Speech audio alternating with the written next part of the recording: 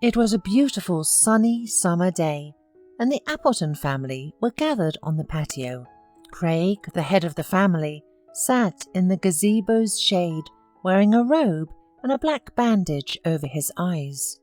He sipped his coffee while his wife Diana sunbathed on a lounger with a cocktail, looking amazing with her perfect figure and impeccable looks. She fluttered her long, doll-like eyelashes and yelled at her stepdaughter Lisa, a 7-year-old child who was running around the pool trying to catch a butterfly with a net. "Lisa, stop running! Calm down! Can you play quietly for at least 5 minutes? Oh, naughty child." The girl was very active and cute, with curly brown hair and chubby cheeks. She looked like a little angel, but she had long been used to her stepmother's lack of affection, so she did not even flinch when scolded. A beautiful, huge butterfly with colourful wings landed on the edge of the pool. Lisa carefully took out her phone from her pocket and wanted to take a shot. She approached closer and closer to the edge of the pool and suddenly stumbled and fell head over heels into the water. Lisa started screaming and flailing because she could not swim well. "Daddy, Daddy, I'm drowning! Help me!" The father rushed to the pool in a panic, but he was almost blind and went very unsteadily, staggering and catching the space with his hands. He asked his wife for help. "Diana, can't you hear? Help Lisa, I beg you! I can't see anything. Where am I going?" But the woman did not even get up from the lounger, just protested. "You little brat! I told you to sit quietly. This will teach you a lesson. Stop shouting. Swim to the edge and climb out. Come on." Hearing the girl's cries, gardener Peter threw away his lawnmower, ran to the pool, and jumped into the water. He quickly pulled the girl out of the water. Lisa rushed to her father, hugged him in fright, and cried, "Daddy, I was so scared. I just wanted to take a picture of a butterfly. The phone also drowned. I didn't mean to." "It's okay, sweetie. We'll buy you a new one. These are just little things. The main thing is that you're alive and healthy. Go change clothes in the house. But please be more careful. Don't approach the edge closely. The tile is very slippery. Don't scare Daddy like that." Diana flew into a rage. "What a weakling you are! You should have punished her for disobeying. She almost drowned and ruined an expensive item. All you do is spoil her, and she's gone completely crazy. When are you going to find a nanny for your daughter? I can't deal with her. She's spoiled and unbearable." But Craig sharply rebuked Diana. "How dare you? She is almost drowned, and instead of helping, you were sitting here. Thanks to Peter. Lisa is just a child who has lost her mother. I love her very much, and you will have to accept that if you want to be with me. Do you think that if you have your own child, they won't run around and misbehave? And yeah, I will definitely find a nanny. I've already placed an ad. But you see, I'm blind now, so it's very difficult to do." Diana realised she had gone too far and quickly backed down. "Don't be angry, dear. I love you very much, you know that. But I can't be tied to Lisa all day. I have training, fitness, massage and a beauty salon. And now, moreover, your business and your daughter are on me. So hurry up and find a nanny. It will make life easier for all of us. Anyway, I have to go. I have a manicure at 12 and a massage at 2. Love you. Don't miss me too much." Lisa was happy that her stepmother was going to leave and quietly sat next to her father, hugging him with her little hands. "I'm sorry, Daddy, I didn't mean to. Why is Diana so mean? She doesn't love me and you. You just don't notice it. I miss my loving Mummy so much. And you?" The father sighed, hugged his little girl. "I miss her too, my little one. She was the best. But you know, she's in heaven now." and Diana is not so bad. You're just not used to each other yet. But I promise you'll choose the nanny yourself. By the way, another candidate should be coming soon." The girl kissed her father on the cheek and ran off to play with her dolls in the yard, while Craig closed his eyes in pain and began to reminisce about his life. His first wife, Vanessa, was pretty and an excellent housewife. She was from a decent family, and most importantly, she loved Craig. They were supposed to live happily ever after. But no, 2 years ago she died of a serious genetic illness, and it all started after childbirth. At first her vision deteriorated, then her memory, then her arms and legs stopped working, and then Vanessa became bedridden and gradually faded away. It was so frightening, so scary to watch a young and beautiful woman become a helpless invalid. And Craig literally howled with helplessness, because no matter how much he spent on the medicine in the world, he couldn't get her back on her feet. After Vanessa's funeral, their daughter withdrew, cried for a long time, and still mourned her mum. Craig also thought he would never be able to live with anyone else. But one day, at a business dinner in a restaurant, he saw Diana. She was sitting with a friend, drinking martinis and chatting merrily about something.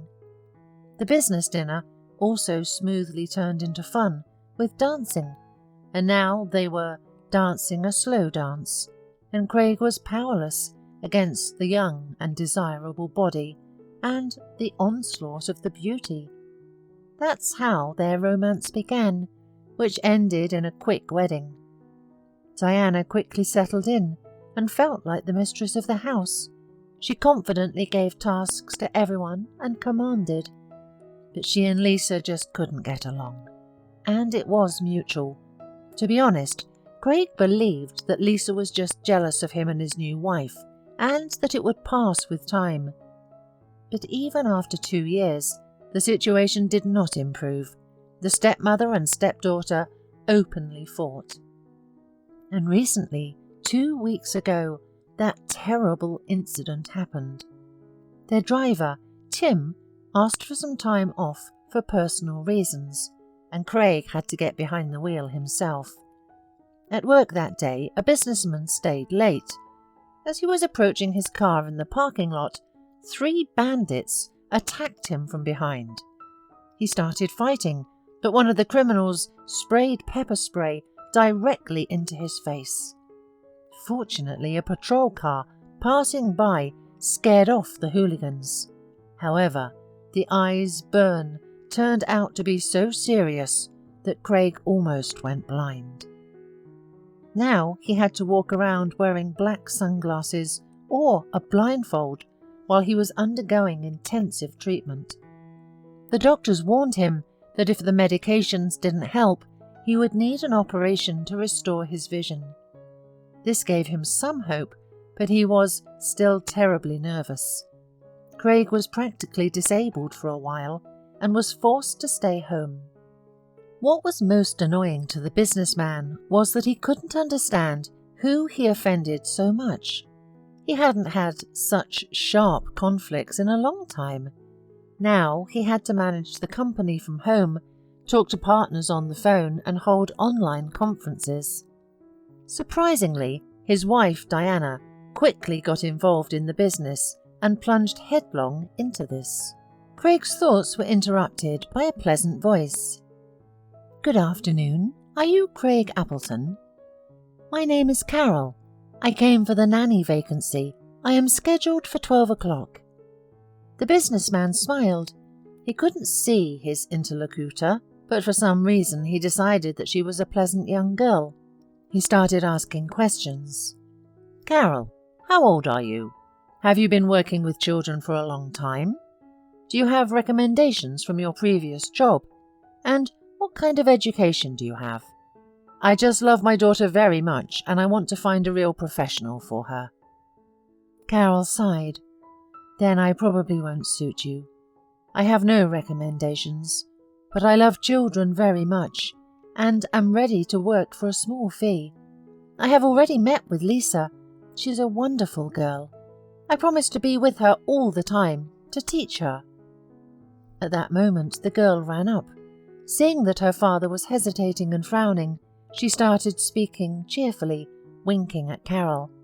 "Daddy, let's choose Carol. I really like her. And by the way, you said recently that I would choose a nanny myself, didn't you?" The man weighed all the pros and cons. Carol seemed too young for a nanny, only 23, no experience, no recommendations at all. Who knows what kind of person she is? But her voice, what a wonderful voice she has. And Lisa really liked her. This was the first time. Oh well, what will be, will be. "Okay, Carol, you're hired, but with a trial period. You can start right now. There's a schedule of lessons and a daily routine in Lisa's room. Plus, you'll have to take the child to dance and drawing classes, walk with her, help her with her homework, make sure she eats well, and report to me about any changes in her health. Is everything clear?" The girl almost cried with happiness. She really needed this job. "Thank you. You won't regret it. I'll try very hard." From that day on, Carol started working for the Appleton family. She did an excellent job. Lisa simply adored her. She didn't pressure her, didn't scold her. They were more like friends. If Carol noticed that Lisa was starting to slack off or didn't want to write the unfortunate letters, she would resort to a trick. She would immediately organize a competition. "Okay, whoever completes the task faster and better will get the biggest and most delicious vanilla ice cream. And whoever loses will have to eat oatmeal for 2 days. Personally, I hate oatmeal. What about you?" Lisa panted and wrote those hateful letters of the alphabet, trying to outdo Carol and not eat unpalatable oatmeal. Craig was happy with the new nanny. His daughter was doing well academically and had a good mood. In the evenings, she enthusiastically talked about Carol, teaching her how to make a fancy hairstyle or create macrame.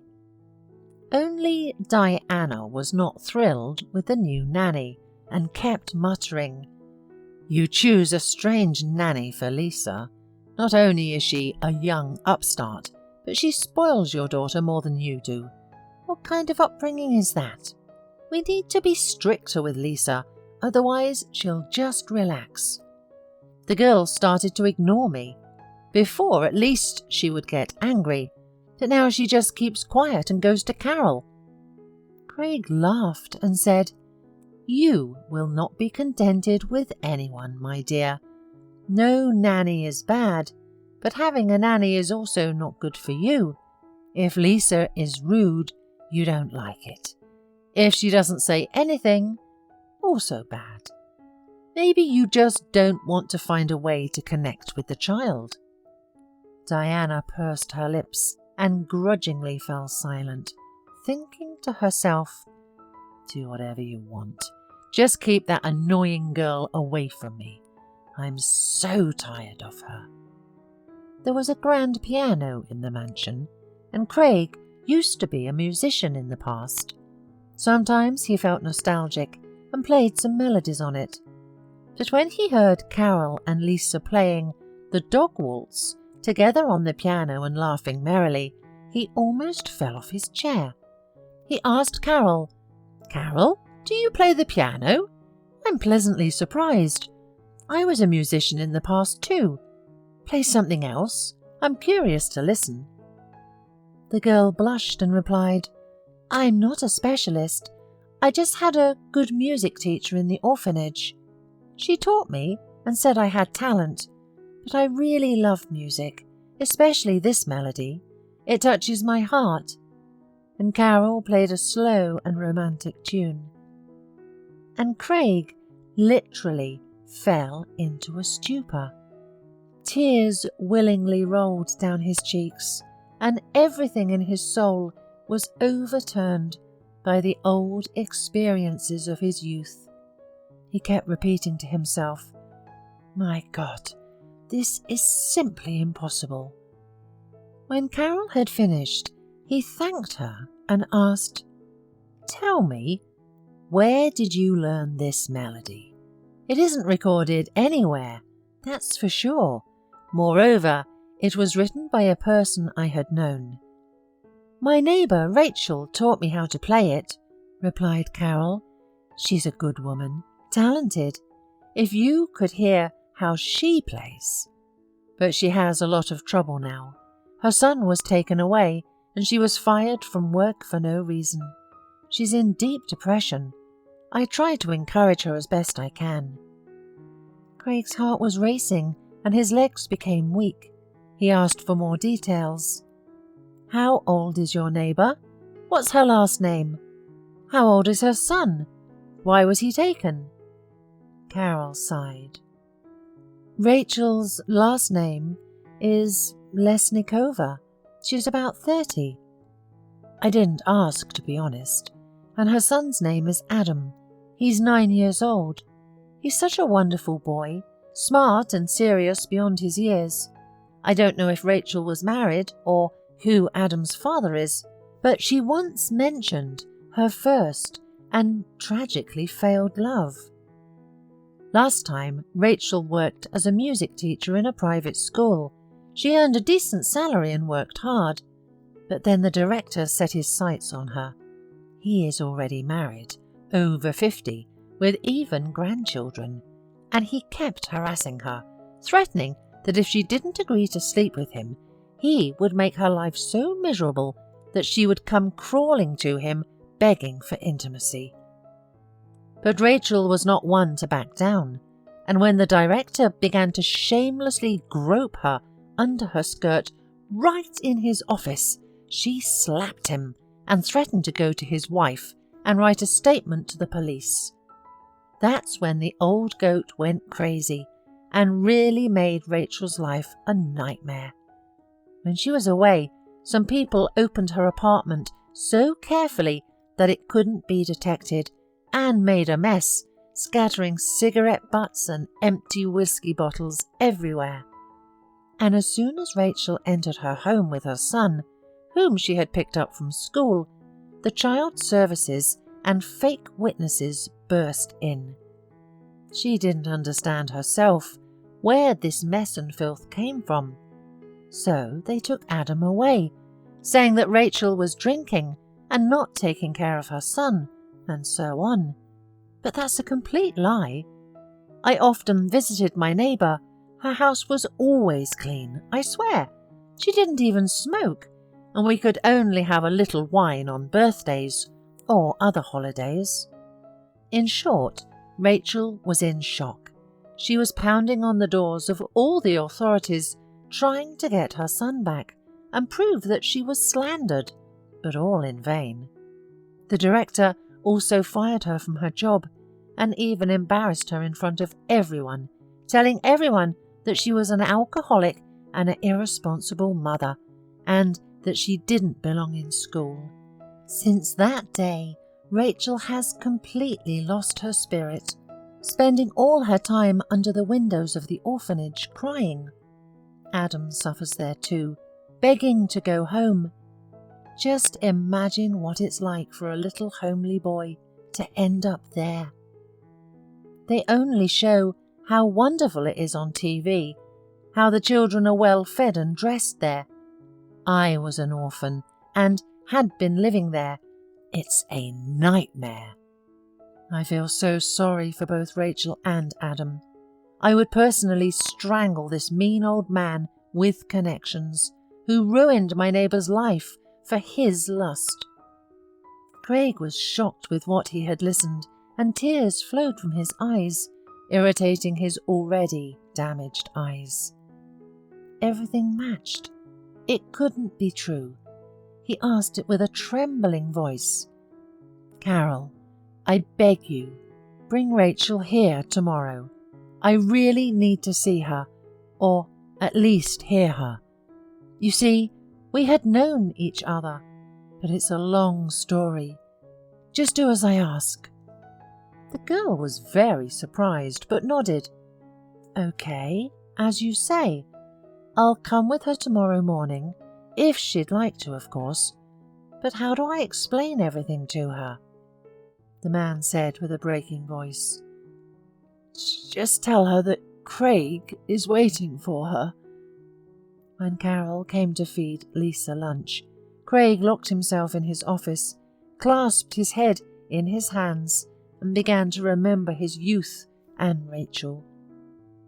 Craig grew up with his mother alone. He never knew his father. In childhood, she told him fairy tales that his father was a polar explorer, a geologist. But when the boy grew up, he understood everything himself and no longer asked stupid questions. From early childhood, Craig adored music. He could sit for a long time and listen to a favourite melody, and once, when he and his mother were visiting acquaintances, the 5-year-old boy sat down at the piano and, simply playing the keys, could play a simple tune. His mother decided to send him to a music class, where he met Rachel. Craig well remembered how stunned he was when he saw this cute, skinny girl with 2 huge bows and sheet music folder in her hands. They were seated at one desk, and from that day on, Rachel and Craig became best friends. Then they decided to enter a music college together, made their first serious successes, and performed at concerts. Over the years, their childhood friendship gradually turned into true love. Rachel was always so airy and dreamy. For her, everything material was not the main thing. She lived with love, music, and didn't pay much attention to the fact that musicians' salaries were small and they had to live on a shoestring, saving on everything. But all of this really irritated Craig. Like any man, he dreamed of having his own house, a cool car, dressing well and living comfortably. That's why, after finishing college, he didn't pursue further education and instead tried his hand at trading and starting his own business. This caused the couple to argue more and more. "Craig, what are you doing? Don't give up on music. It's your talent. You're really gifted. Your fingers were made for playing, creating." But the man got angry. "Rachel, I don't understand you. You're not of this world. Don't you see that we're poor? How and what are we going to live on? On the few pennies we earn from music? Who needs those concerts now? I work to give you these gold earrings, to dress well and eat well. Another girl would be happy with that. And you? You could give private lessons and earn good money yourself instead of trying to teach me how to live." Rachel was deeply offended, took off the earrings and threw them in her fiancé's face. "Take them! They're not a gift if you're going to use them against me. Maybe it's better for us to break up. I don't understand you. I don't know what happened to you, why you've changed so much. You've become harsh, dry and soulless. I want a quiet, simple family life. I don't need wealth. The main thing is loyalty, trust and love. And you've gone crazy, obsessed with these monies. You disappear for days, your eyes are red, you've completely given up music. When was the last time you sat down at the piano? I won't give private lessons. I won't take money from children." Craig waved his hand angrily. "Well then, leave. Live your life the way you want. But you'll regret leaving me. I'll become a big businessman. Then we'll see." So they argued and foolishly broke up without any good reason. Craig pursued his career and soon opened a chain of auto repair shops. He worked day and night like a squirrel in a wheel. Then he met Vanessa, got married, had a daughter, and other worries began. In this crazy whirlwind, there was no time to look back. His wife's death greatly weakened the man, but then he met Rachel and succumbed to her charms. It cannot be said that he did not love Diana. There were feelings, passion and attachment, everything except for that unique, light and pure feeling of happiness and trembling he had experienced when he was with his Rachel and music. And only now, when he heard that same melody from his youth, written by Rachel, his heart constricted and a wild longing came over him. He desperately wanted to meet Rachel again, to talk heart to heart. No matter how you look at it, first love lives in a person's heart all their life. It's never forgotten under any circumstances. The man could barely wait for the next day. He meticulously shaved and got ready in the morning. He couldn't wait for Diana to leave for the beauty salon. Her mindless chatter about rags and washing bones for neighbours and acquaintances was driving him crazy. Carol took Lisa to school and returned home not alone, but with Rachel.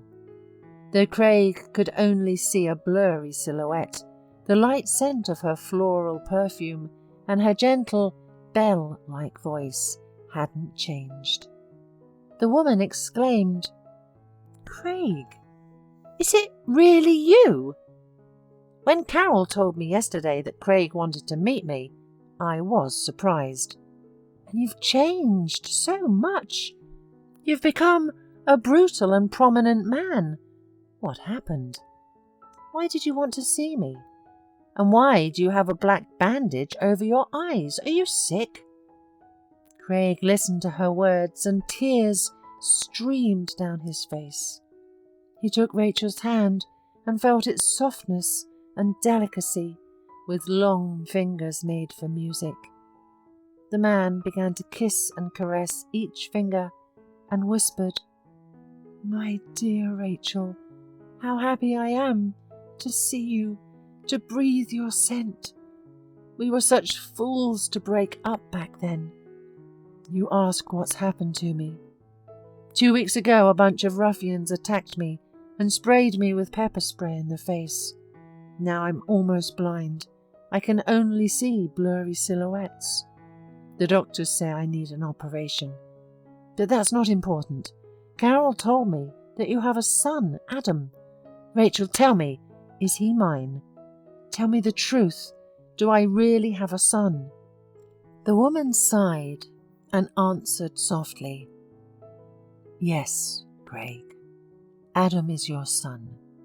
I haven't been with any other men except for you. No matter how hard I try to forget you, to get you out of my head, I can't. But they took my little boy from me. My heart is breaking. I can hardly sleep.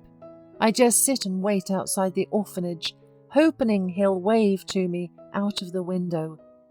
What did I do to deserve all this? I never did anything wrong to anyone. How I hate that lecherous goat who had ruined my whole life. He's paid everyone off just to hurt me as much as possible. I'm so desperate that I'm about to agree to his terms, just so he'll give me my son back. There's no other way."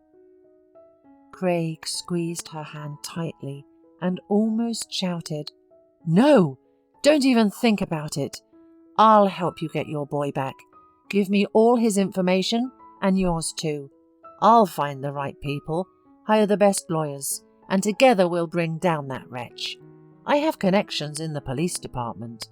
Remember Henry Black? You won't believe it, but he's already a police captain. So don't worry, I'll get Adam back. I won't let my son wander through orphanages. Please trust me, Rachel. Everything will be fine. I've never met anyone like you, and now I won't let you go. Know that." They said their warm goodbyes, and Rachel truly regained hope. Craig called Henry, and he quickly agreed to his classmate's request, suggesting that they carry out the operation. Rachel had to call the director and pretend to agree to his terms and set up a meeting. They gave her a microphone, and her task was to make her boss confess to everything. Then he can be caught. And so she did. Rachel was distressed, but she was ready to do anything for her son. She took a deep breath and resolutely dialed the director's number. He reluctantly answered. "You finally agreed, stubborn girl? Or why are you calling?" Inside Rachel, anger boiled and she could barely hold herself back. But she answered as gently as possible. "Edward, I beg you, give me back my son. I agree to anything. Let's meet. Tell me where and when." He smirked. "Well, let's meet. Tomorrow at 6 in the evening in my office. There's also a comfortable couch for discussions. I'm waiting for you, my sweet little bird." Rachel felt sick from the lecherous man's words, but she pulled herself together, dressed as provocatively as her upbringing allowed her to, a blouse with a deep neckline, a pencil skirt and high-heeled shoes.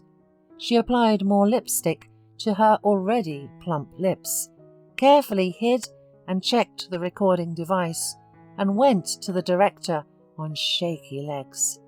The detective said that if the situation got out of control, Rachel would open the window. The woman knocked and entered the office. The director was sitting in his chair, lounging and grinning hungrily. He appreciatively looked Rachel up and down and said, "Good evening, my little bird. I see that the situation has been good to you, and you've become more talkative. Good job. It's been a while. Ooh, what an appetizing body. I'm burning up. Come on, take off your clothes and let me admire you." Rachel nearly choked on his audacity and was petrified. What if he attacked her? But the thought of Adam and the operatives outside gave her courage, and she started taking out champagne and sweets. "Edward, why so fast? I can't do it that way. Let's drink. Relax." He didn't object, uncorked the champagne, poured alcohol into glasses. Meanwhile, Rachel got to the point. "Edward, before we, I must be sure that you'll give me back my son. Can you promise me that? I know you're the one who's responsible for what happened, but how did you manage to do it? I don't understand. How did you manage to tarnish my good name?" Edward grinned. "You should have been more agreeable from the start. Then there wouldn't have been any problem. No one has the right to turn away from me. Do you think that my secretary and the physical education teacher work here for nothing? They turned out to be smarter than you, and now receive excellent salaries and a regular bonus. As for you, there's nothing complicated. My good and very close acquaintance works in the guardianship authorities, and it was thanks to my patronage that she got there, so she paid me back. She put your boy in an orphanage, and I hired bandits and witnesses to that mess in your flat. Money solves everything these days, believe me. Well, I liked you. I fell for you. So the more pleasure you give me, the faster you'll get your son back. So, are you relaxed now? Take off your clothes. You talk too much." Rachel realized that she couldn't delay any longer. Pretending to unbutton her blouse, she walked over to the window and opened it quickly. She began to pray and wait for the police officer to arrive.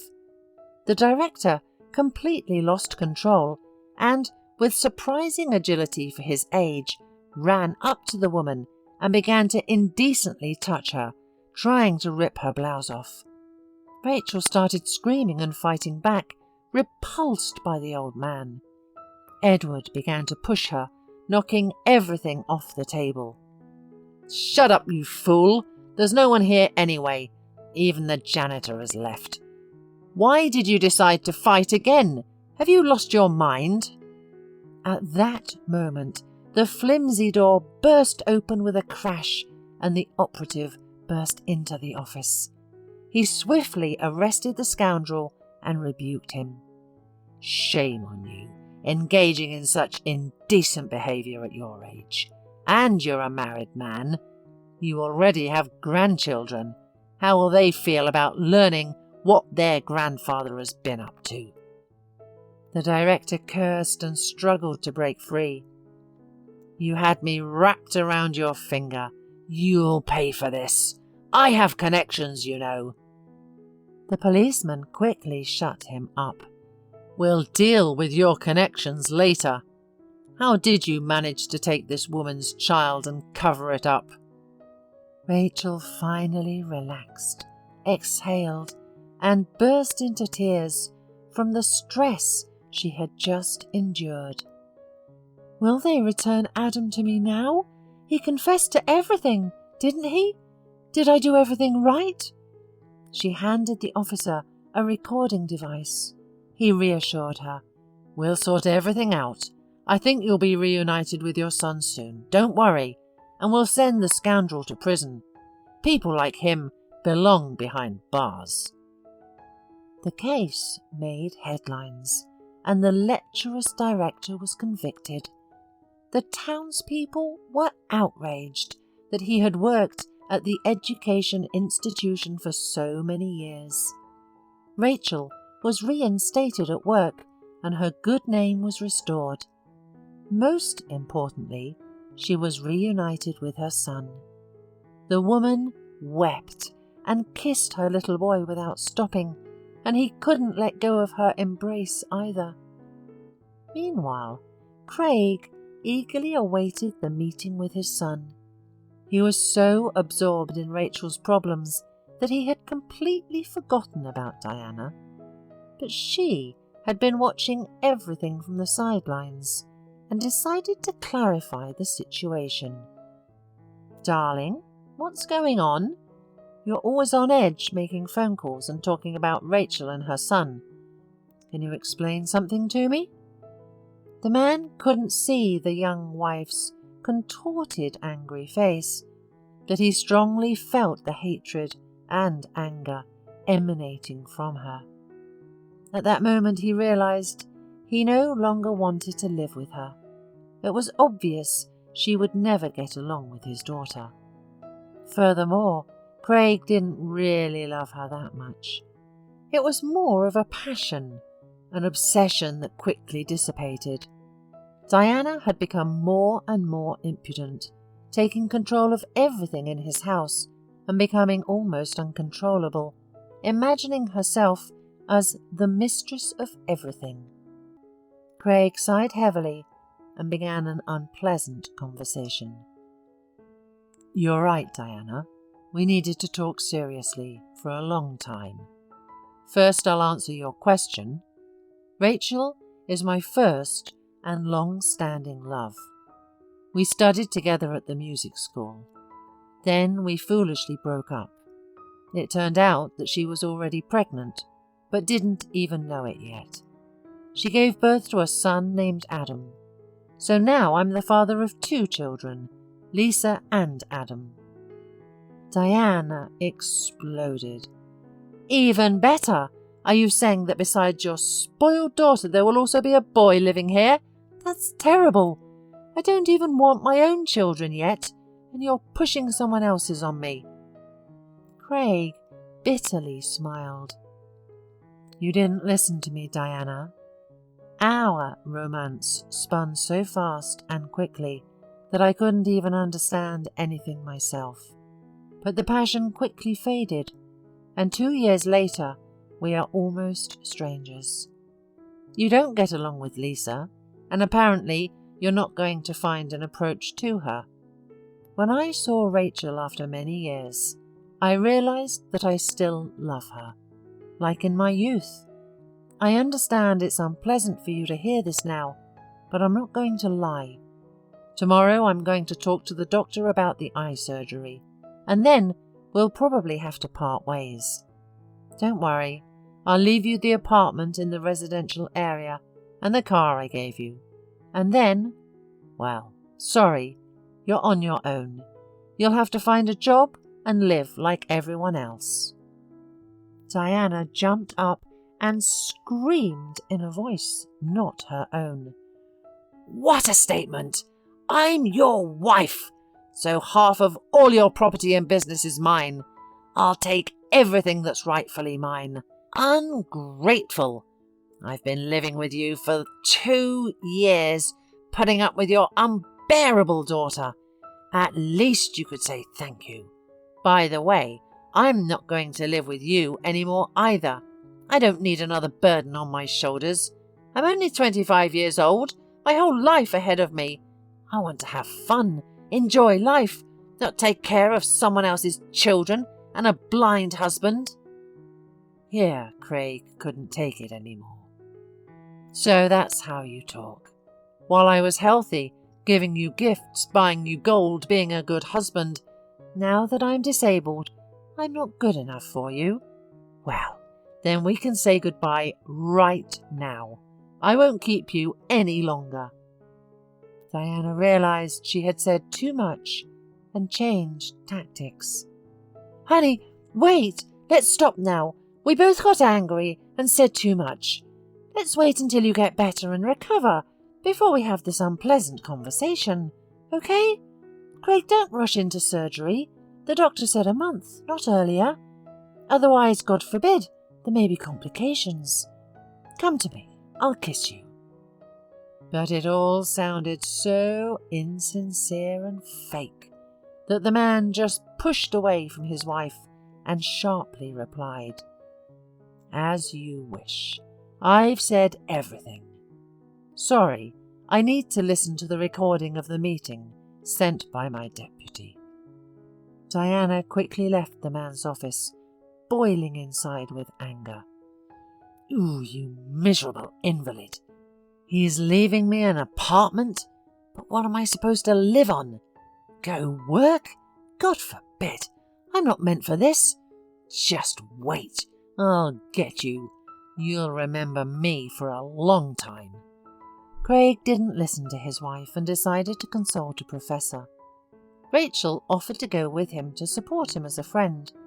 It was so touching and pleasant. Carol and Lisa had their after-school activities that day, drawing, sculpting. They came home late and froze. There was a terrible mess in the house. The safe was open and empty, and many expensive things and technology were missing. Carol was scared to death and immediately called the police and Craig. "We have an emergency. Lisa and I just got back, and here it is. You've been robbed. Everything's turned upside down. The safe's open. There's no TV. There were documents on your shelf. Maybe something else. I can't tell right away. I called the police. Come quickly." The man ordered Carol. "Okay, go with Lisa to the children's room. Lock yourselves in and don't open the door for anyone until I get there. I'll be there soon." He immediately forgot about his illness.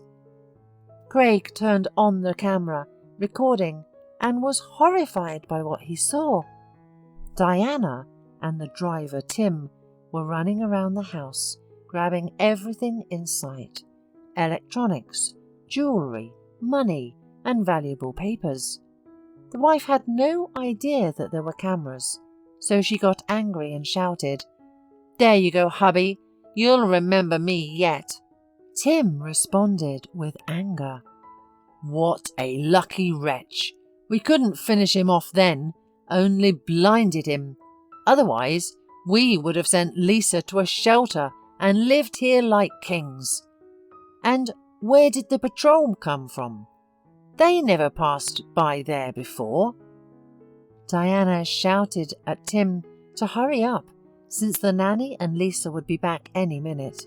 They needed to sell everything quickly and order tickets to a warm place. Craig was in shock. The police quickly took the fingerprints and rushed to catch a couple of lovers. Craig's daughter hugged and comforted her father. "I told you a long time ago, Daddy, that Diana doesn't love us. She's mean and bad, and you didn't believe me. You'll kick her out now, won't you?" Craig kissed his princess. "You're growing up so fast. Yes, Diana won't be living with us anymore. But I would like to introduce you to a nice woman. Remember when she came to visit us once? Her name is Rachel, and she has a son, Adam. He's your brother. It's a long story. You'll understand when you're older. I really hope you two get along. And Diana and Tim will definitely be punished by the police and sent to prison." The daughter suddenly asked anxiously, "Daddy, what did the doctor say? Will your eyes be able to see again?" Craig answered his daughter, "I'm going for surgery on Monday. You and Carol will be together all the time, and Adam will be with you too. His mother will go with me to the hospital. Please listen to Carol in everything. Be a good girl." The police quickly found the lovers by following the hot trail to Tim's apartment, handcuffed them, and took them to the police station. Now both of them faced a decent sentence for attempting to harm Craig and stealing from him. Diana was in a panic. The grey, damp government walls, the dirty mattress, and the terrible gruel filled her with indescribable horror. Only now did she realize what awaited her. She cried day and night and cursed herself, saying, "Fool! Idiot! Why didn't I just live peacefully? And now what? What did I ever get involved with this Tim? I need to meet with Craig urgently and beg for forgiveness. He's kind, he'll forgive me. I agree to get out of this city as far as possible. Anywhere, as long as it's not prison." Meanwhile, Craig filed for divorce, leaving all the hassle to his lawyer, and went in for surgery. Rachel was by his side.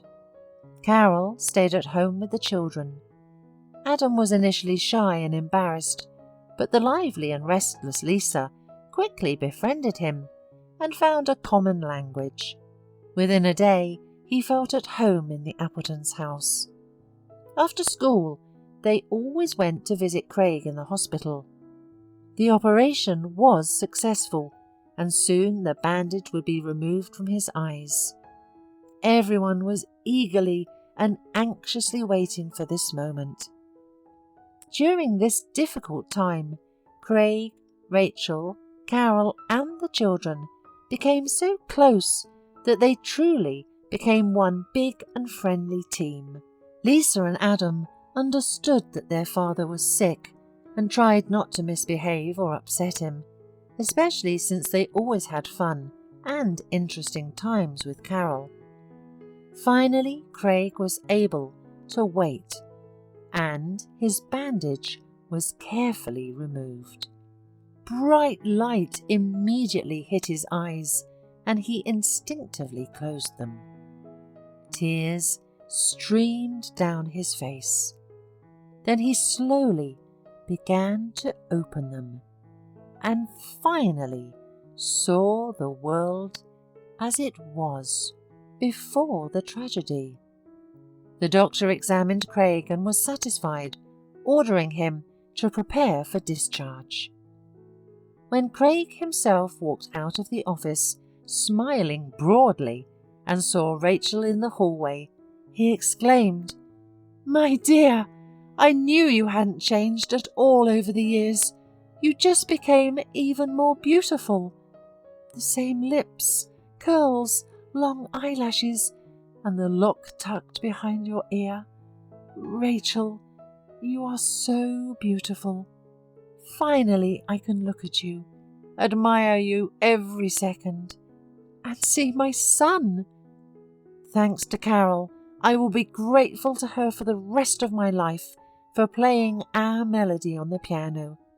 Believe me, I almost fainted. Everything in my soul stirred. You wrote it yourself, Rachel. How happy I am that you have appeared in my life again. I am ready to sell all this business. To hell with it. It has been a thorn in my side. I have earned enough money over the years for my whole family to live comfortably for many years. So let's try to live as you want. In love, peace, enjoying each other, and beloved music.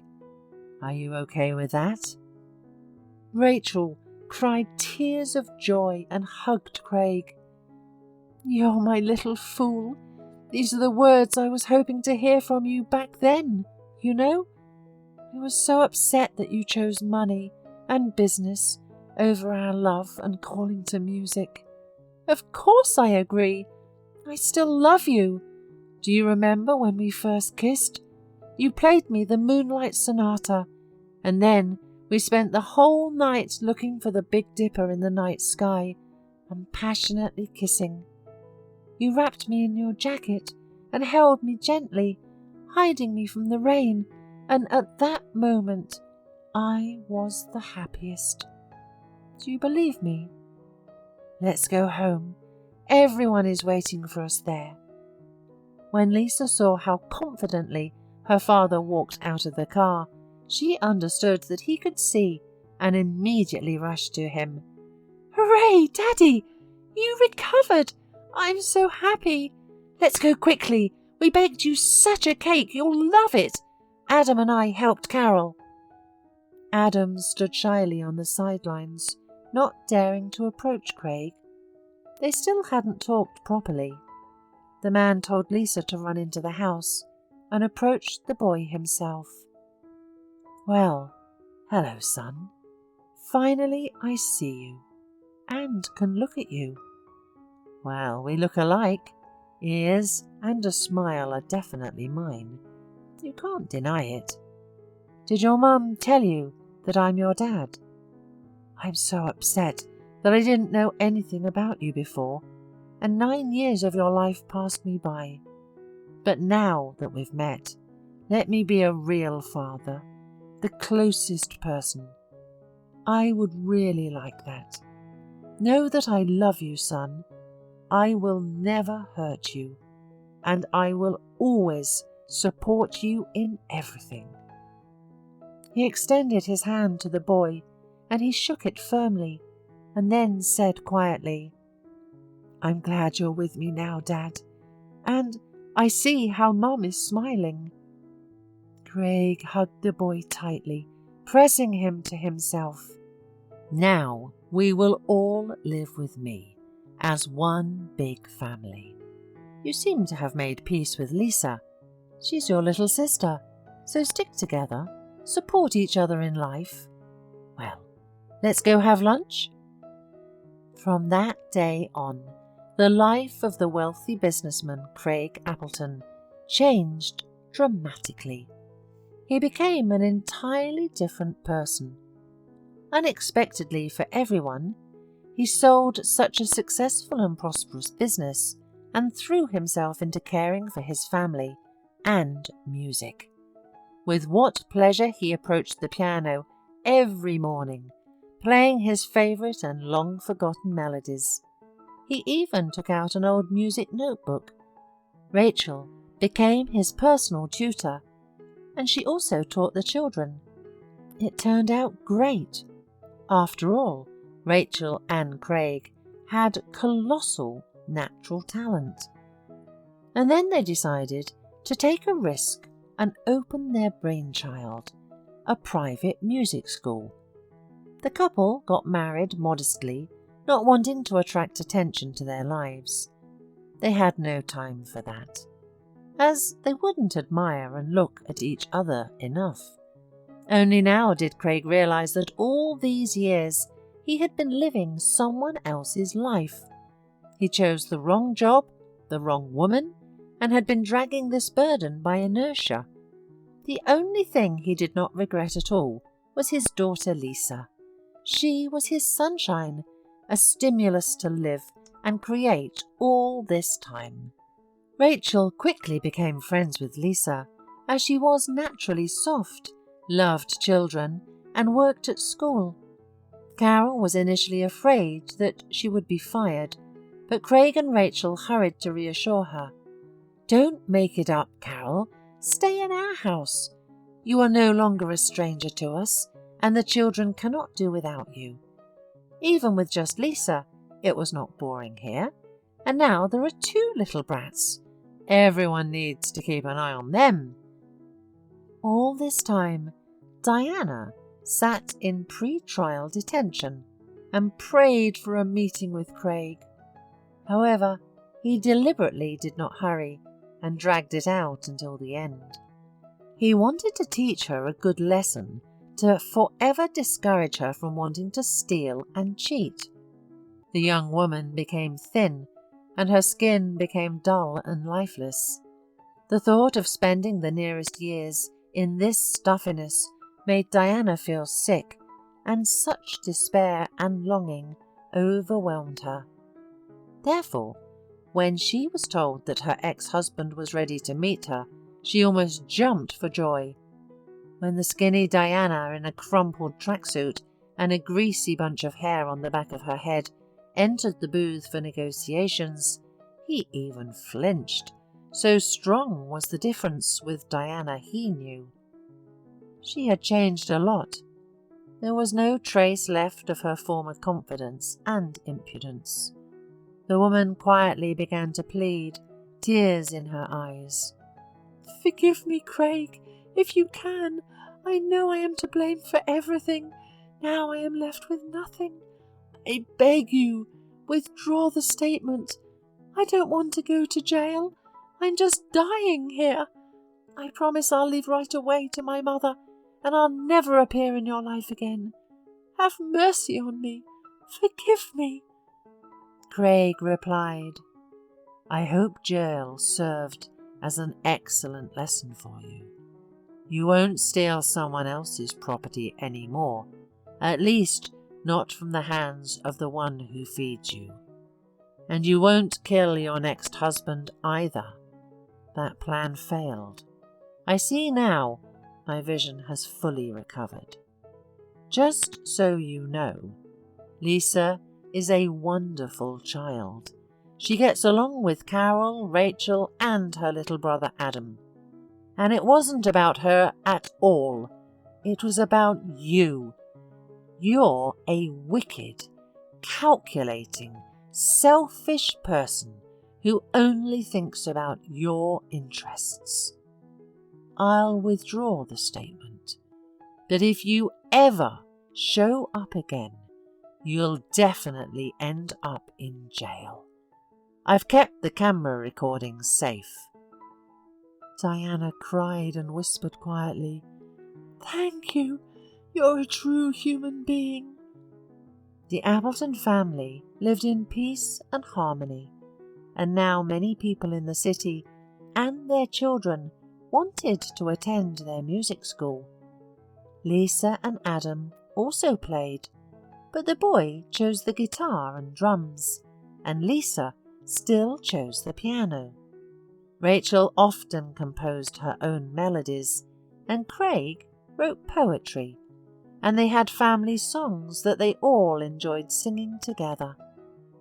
Finally, Craig's life became filled with the meaning he had dreamed of.